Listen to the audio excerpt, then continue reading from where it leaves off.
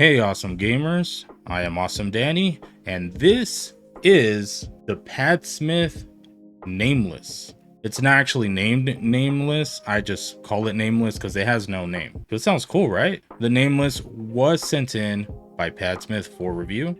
So thank you guys for making the video possible. And the price of the Nameless, maybe I should stop calling that because you guys are going to be like, hey, Padsmith Nameless, Google, and nothing's going to pop up. Just Google Padsmith IEM.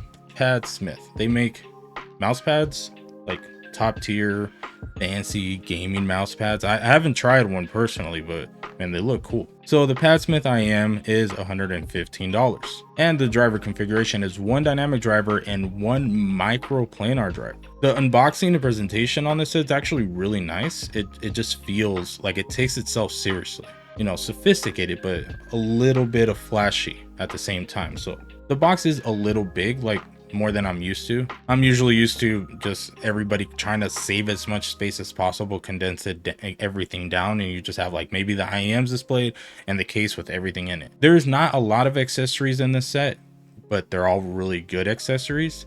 But the way it's presented just makes it feel a little bit more luxurious. Feels like you can carry these around in like a briefcase. Very, very nice vibes with this. As for the accessories, like I mentioned, it's more about quality over quantity. You have the IEMs themselves, you have a case, and you have cable and a full set of ear tips. The case is a little bit bigger than most IEM cases that you see like at all, which is really great because that means you have a little bit extra room to fit more stuff in here. I actually really appreciate that about this,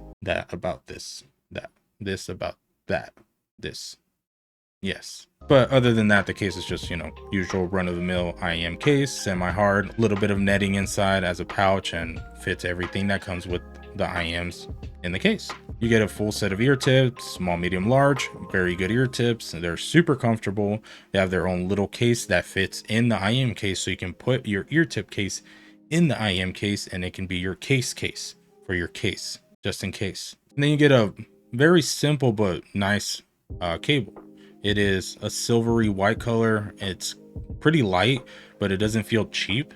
It feels like it has good sturdiness to the build, and the hardware is like a silver color. Very nice cable. I actually really like this cable. It's just so simple but elegant, and I really enjoyed using it. And then the IEM shells themselves, which are about medium-ish on the size. They are super comfortable and they look super good too. Very simple. They got that purple swirl faceplate. We need more purple in this hobby, and these definitely deliver. They look great. They fit great. So here is your graph for the Padsmith Nameless. So overall, the sound signature feels thumpy, smooth, and a little dark. Overall, the bass is front-ended, so there's more focus on the mid bass, on the impact, on the tactility, and then the sub bass rumble is a little bit more distant. So you get that bass hits, and then the rumble is a little bit more rolled off. Not a lot, it's still present, it extends decently well. It's just not going to focus as much on the rumble. And then overall, the bass is just very quick, not super quick where it's unnatural, but it's not sluggish. It doesn't ever feel like it's too congested or blurred, which is something that I like usually find with sets that focus a little bit more on mid bass. You get that boost, kind of feels bloaty. These do not. It is full, thick, lush, and well-bodied. Enough about myself. Now for the mid-range. Mid-range has a good amount of note weight. Vocals overall are more so in the mix instead of any type of emphasis. Quite level with the mid bass. You don't get too much of the mid bass bleed or the veilness. It doesn't really cover much. There is a little bit of competition for the same space, but like I mentioned before, it's just this driver setup. It's quick enough where it keeps it clean enough for this type of tuning. Overall, female vocals are a little bit more forward than male vocals. Male vocals and female vocals both are quite lush. Not super laid back, but somewhat effortless, where they're not trying too hard, but you're still getting them. As for the treble, it is quite dark. Not super dark, like there's still a good amount of extension. You still get some airiness. It's not a lot though. The set is just, you know, very refined sounding, smooth and chill. You get enough just to keep, you know, a good outline of the sounds and have some clarity. Just overall, the set makes for a very chill, non-fatiguing, and enjoyable listen. As for my rec rating for the set, it's going to be a rec rating 2, so a soft yes. Everything before you listen to the set is spot on.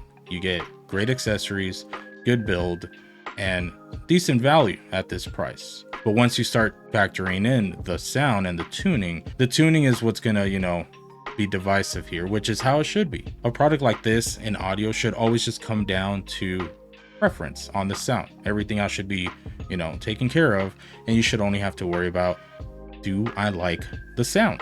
This is just very, very different to what I usually prefer. I still really much enjoyed this. I feel like a lot of people would too. Just overall, especially in the treble, lacks a little bit of definement and high-end energy for me.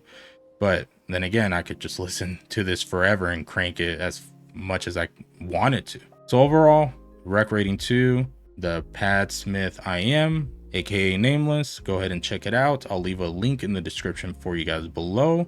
Thank you guys for tuning in. Please consider liking and subscribing, leaving a comment. Anything helps. And that's it for me, guys. I am Awesome Danny, and until next time, you stay awesome, friends. Bye.